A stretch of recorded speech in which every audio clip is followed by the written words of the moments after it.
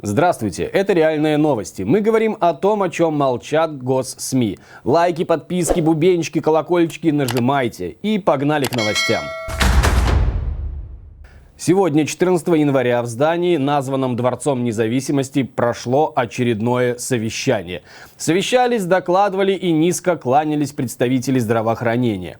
Представитель принимающей стороны в привычной популистской манере заявлял, что в нашей стране право на охрану здоровья незыблемо. Бесплатное эффективное лечение в госучреждениях здравоохранения должен получать каждый гражданин Республики Беларусь. Право на охрану здоровья есть. Но, как показал 2020 год, ярче, чем предыдущие. Спасение утопающих – дело рук самих утопающих. Пока представители от министерства, по примеру тяжелого пациента, отрицают проблему. Бесплатным в медицине точно остается очередь в кабинет к терапевту. По остальным пунктам есть вопросы. Минздрав заявил, что заболеваемость COVID-19 ниже, чем ожидалось. Часть больниц возвращается к обычному режиму. При этом врачи говорят, что Беларусь еще далека от пика второй волны, а мест в больницах уже почти не осталось. Министерство здравоохранения заявляет о 1800-1900 новых случаев ковида в день. Но это в последние дни. А бывали цифры и пониже. А количество официально признанных смертей никогда не превышает 10 в сутки. О реальном положении дел врачи рассказывают крайне неохотно. Медиазона поговорила с сотрудниками минских клиник и станций скорой помощи на условиях анонимности. Все больницы с врачами, которых поговорила Медиазона, перегружены. Не исключение и отделение реанимации. Так, в одной из крупнейших минских клиник в 2 реанимациях при обычных условиях, рассчитанных в сумме на 30 мест, лежат сейчас около 50 человек. В 4-й клинической больнице свободные койки еще есть, а реанимацию на 6 мест пока держат чистой. О том, что ковидные стационары перегружены, говорят фельдшеры скорой помощи и врач приемного отделения одной из минских больниц. По статистике Минздрава, за все время пандемии в день от COVID-19 еще ни разу не умирали больше 10 пациентов. При этом врачи 3 минских больниц сказали, что в каждой из них только за одну смену число смертей от коронавируса превышает суточное число смертей от Минздрава. Если вдруг в комментариях ябатьковые боты начнут плявузгать тем, что «А кто это сказал? А покажите этих врачей, это все ложь!» Помните, что правильно говорить не ложь, а клади. Клади на такие комментарии. Потому что врачи готовы только анонимно говорить. По понятным же причинам. Министр здравоохранения Дмитрий Пиневич рассказал об изменениях в законодательство о здравоохранении. Они сегодня рассматривались на совещании у одного пожилого человека с антителами. Согласно изменениям в закон о здравоохранении вводится медицинская аккредитация государственных организаций здравоохранения. Клиническая ординатура будет заменена резидентурой. За медицинскими работниками закрепляется право на профессиональный риск.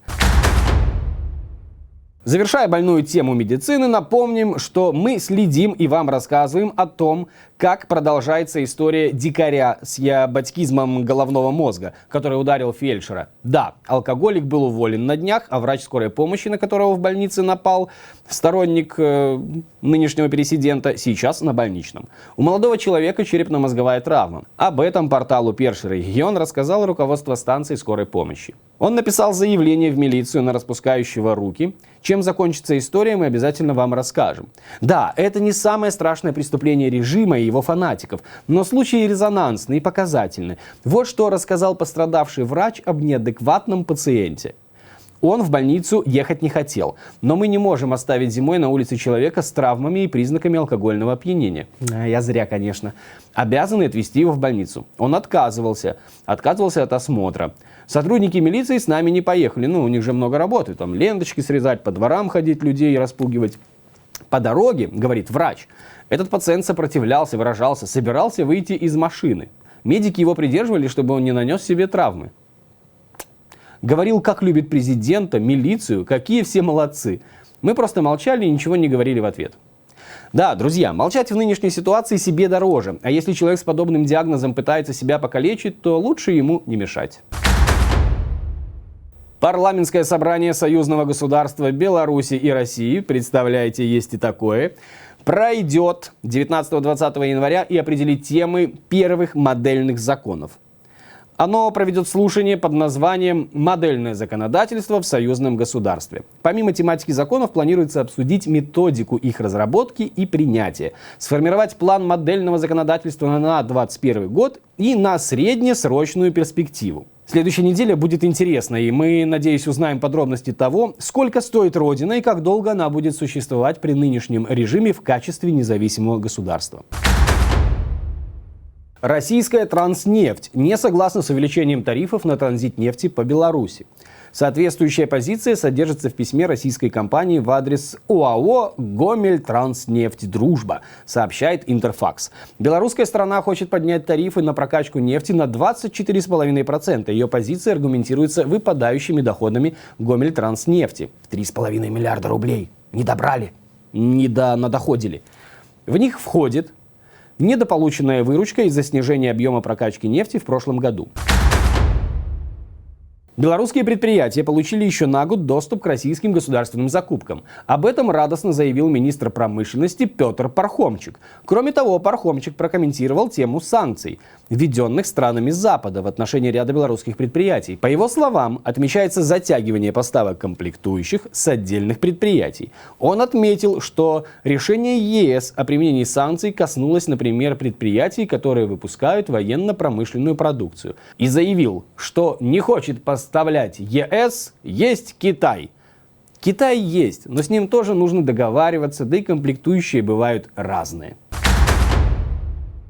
Типографии в разных городах Беларуси отказываются печатать номера независимой Брестской газеты.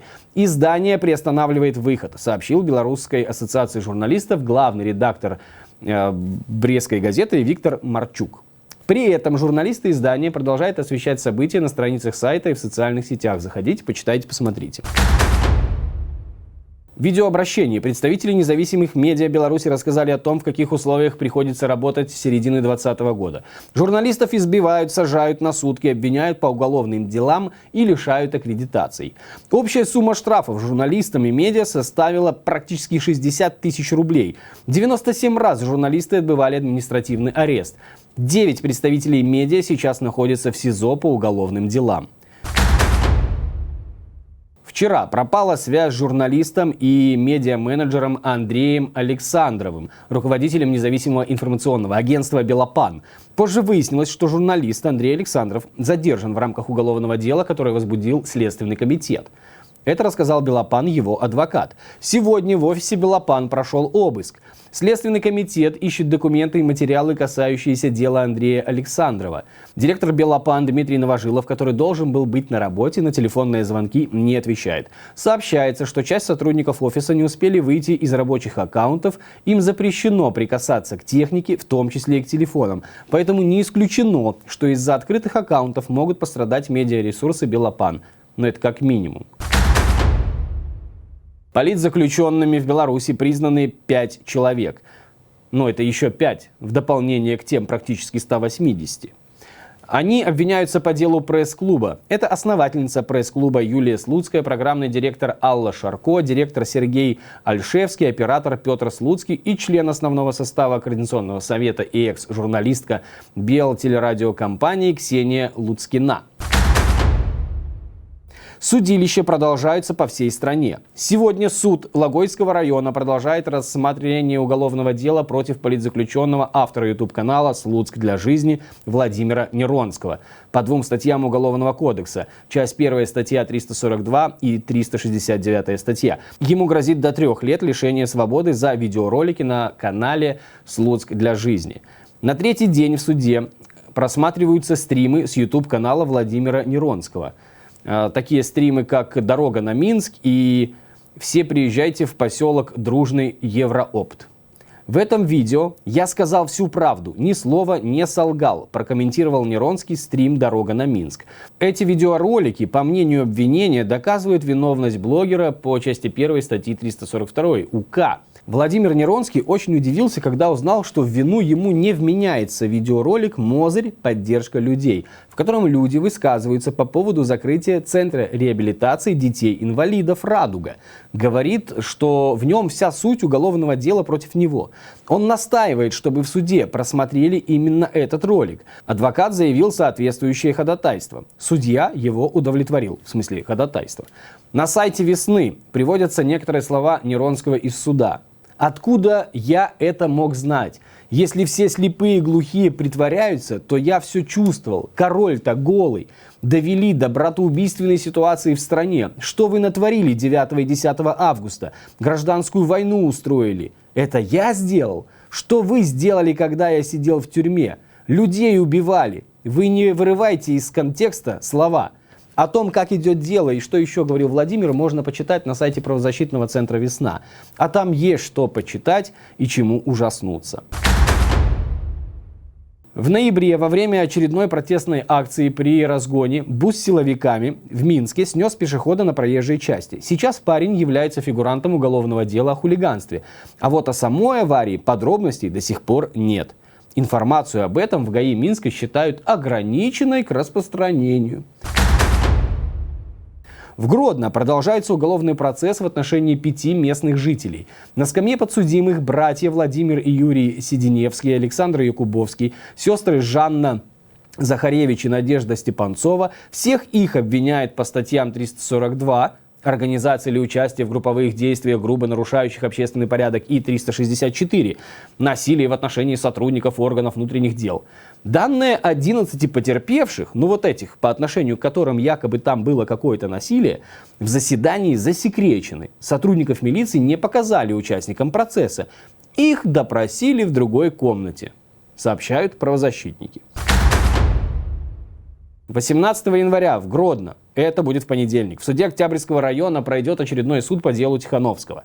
Состоится общий суд над 3 активистами команды Сергея Тихановского: Дмитрием Фурмановым, Евгением Разниченко и Владимиром Книгой. Дмитрий Фурманов администрировал телеграм-канал «Гродно для жизни» и был координатором инициативной группы Светланы Тихановской по Гродно. Гродненца Владимира Книгу задержали 4 июня, когда он в качестве волонтера помогал выставлять на Советской площади пикет инициативной группе Светланы Тихановской. Евгений Разниченко, член инициативной группы Светланы Тихановской, который был задержан после пикета по сбору подписей, проходившего в Гродно 29 мая. В тот день он присутствовал в центре города и в момент задержания Сергея Тихановского вроде бы как положил на землю одного из 2 милиционеров.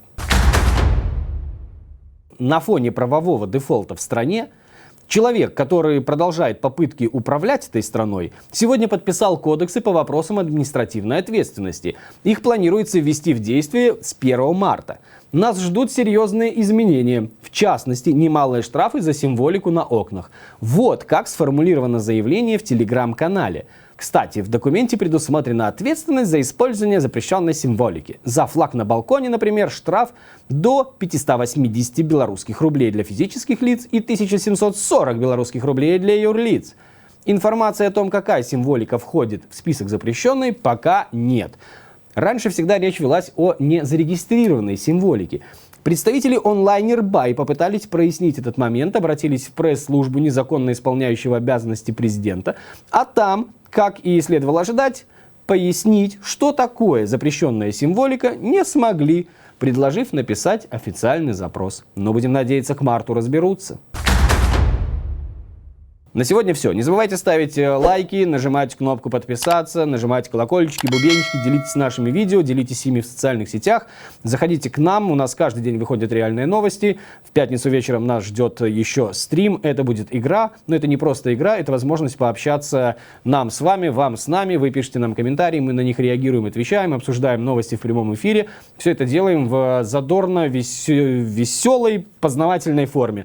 Потому что, порой нужно к концу недели расслабиться и немного улыбнуться. До встречи.